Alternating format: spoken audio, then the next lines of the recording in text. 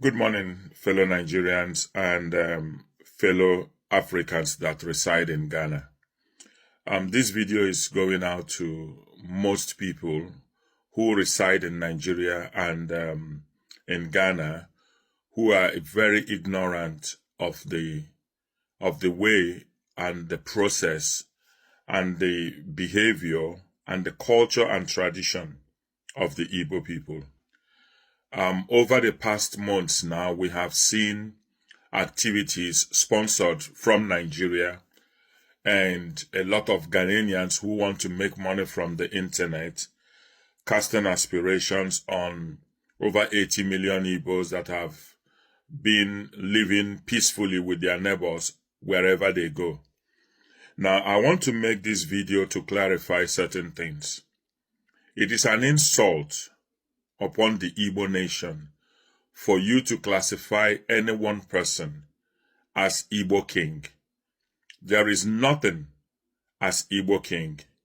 In Igbo land, we have over 80 million people, like I have said, and across the entire Igbo nation, we have what we call the kings. We call them Ezes or Igwes. Now, across the entire Igbo land, all these Ezes and Igwes, they exist in their different communities, coronated according to traditional laws and custom. Never in the history of Igbo land has any one person been regarded or described or has ever ascended any throne and been referred to as Igbo leader, as Igbo king. We have the Ezaro, we have the Ezenri, we have the Igwe Eze Igboukwu, we have the Igwe of Onitsha, of Nnewi, we have the Obi of Onitsha, we have traditional rulers in Owerri. Across the entire Igbo land, we have prominent traditional rulers that are older than even some of the kingdoms you refer to in Ghana, and some of the kingdoms that people today are beginning to raise dust and insult us. Now, we expect every Igbo person, wherever they reside, to respect the laws and culture and tradition of every person, the norms and values in the societies where they go to. It is an aberration and an insult upon the Igbo nation for any one person to refer to himself as Ezendi Igbo.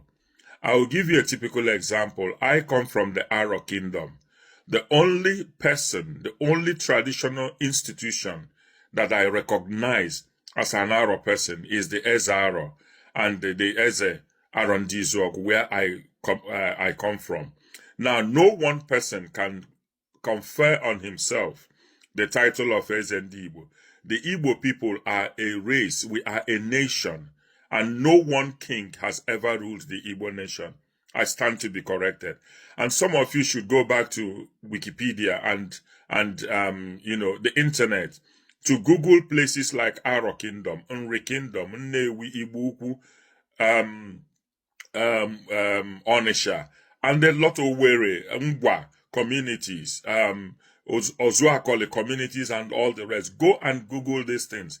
The traditional institutions, the traditional stools from these places transcend over 18th century, 13th century, 12th century. When the Portuguese came here, they met a very structured Igbo land. Now, I can want to apologize to people who do not understand how the Igbos function. Over and over again, Ohaneze Igbo and a lot of Igbo worthy traditional rulers have condemned this attitude of some individuals going out to different places and conferring on themselves the title of Ezendi Igbo. No one person can be an Ezendi Igbo. It is an insult upon the Igbo nations. And we've seen people who are not even traditional rulers in their own respective villages, even in their kindred, conferring on themselves the title of Ezendi Igbo. However, that does not mean that every other Igbo person in your community is guilty of the same thing. I do not have any recognition. I do not recognize any person, any traditional institution outside Igbo land. I do not recognize anybody called Ezendi Igbo, and I am Igbo. So when you people refer to an individual as Igbo king, that is an insult upon us. While we are a very peaceful people, we should not equally, we are not one people that condone insult upon our nation and upon our people.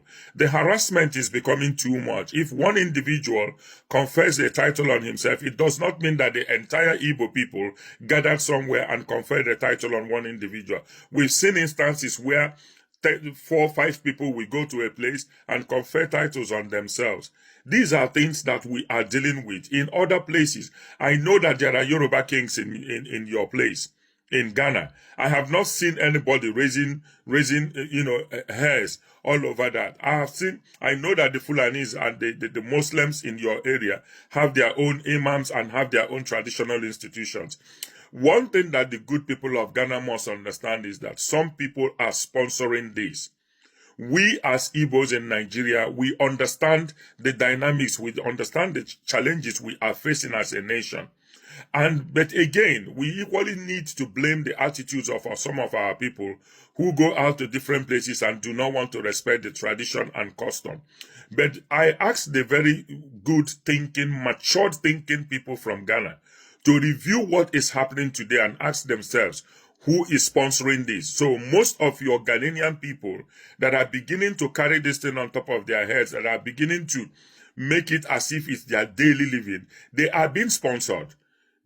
If you do a proper investigation, you find out that these people are receiving money from all over the place, especially from Nigeria, maybe to continue on this thing. And I call on the police in Ghana to do their job and do a proper investigation into all these people who come online and continue to disparage the good people of Igbo land and the Igbos that live in your community. It is not every Igbo person that is an SND Igbo. People come there to do their job. They come there to do their businesses. They have their families to feed. They pay taxes in Ghana. They respect the laws of Ghana. They live a very good life in Ghana. They contribute to your economy. These people are not there for traditional titles. They are there to contribute to your economy. They have their houses there. Their children are in the school. They have friends in your community.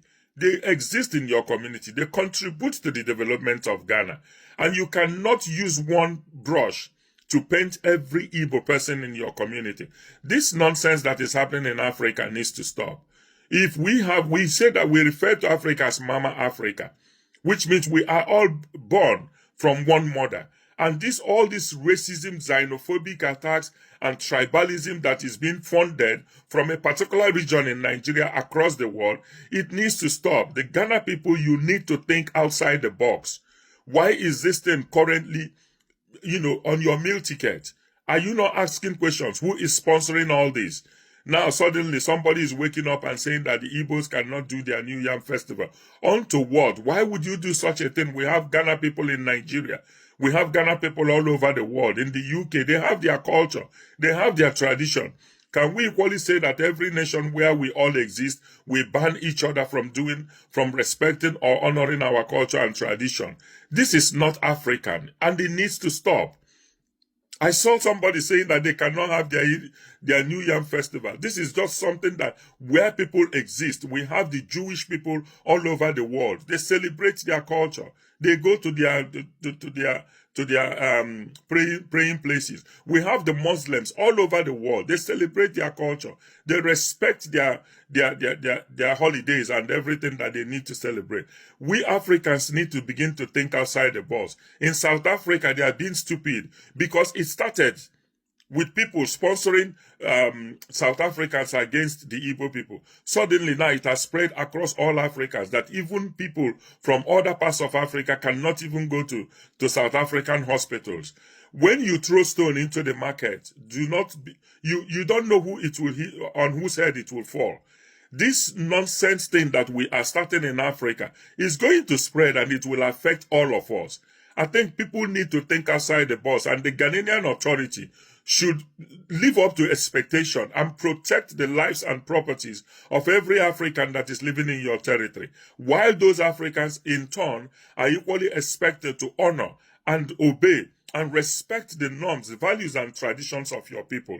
But that does not mean that when they come into your territory in Ghana, they lose everything that makes them who they are. Yorubas, Hausas, Igbo, Ghanaians, or even for people from Kenya, South Africa, or whatever. Our culture is what makes us Africans. And I think these things, when I see all these people, having testicular fortitude, dysfunctional testicular fortitude all over the social media, shouting Igbo King, somebody needs to educate these people that they are very ignorant. And to be very honest, I don't want to misuse words, but I think they need to get some level of education, and they need to do a research. The Igbo people respect culture, tradition, norms and values of all the communities they live in. And one person's sin cannot be used against every other person.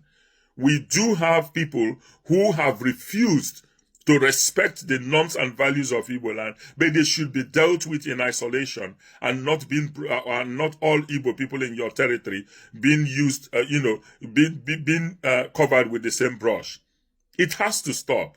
We as Africans need to be very, very careful, because when this wild wing starts, it's going to envelop every person.